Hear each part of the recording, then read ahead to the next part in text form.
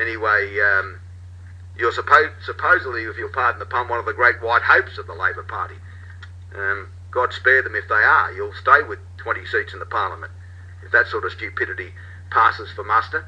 Now, just back to federal politics for a moment. I haven't commented, and I wasn't here on Friday for reasons that have been well documented.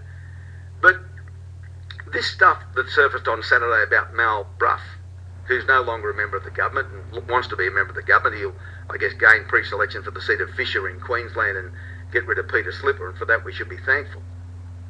But this drama over the Peter Slipper affair, and who cares?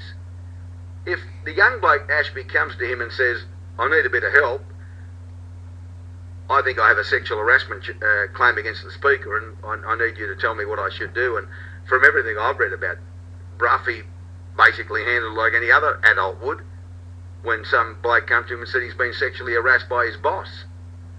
David says it was refreshing yesterday to see Barry Cassidy get some of his own medicine. He interviewed Joe Hockey and started with Peter Slipper affair, trying to grasp at the government's claims of a conspiracy via Mal Brough and Tony Abbott and Christopher Pyne.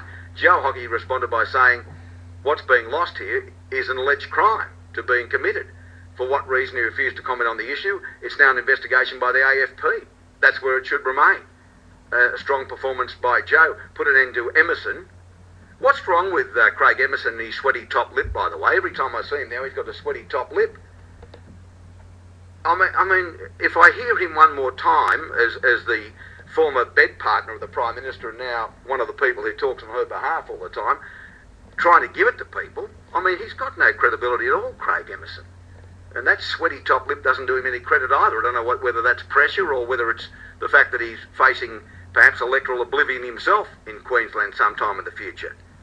But for goodness sake, get back into your boxes, will you?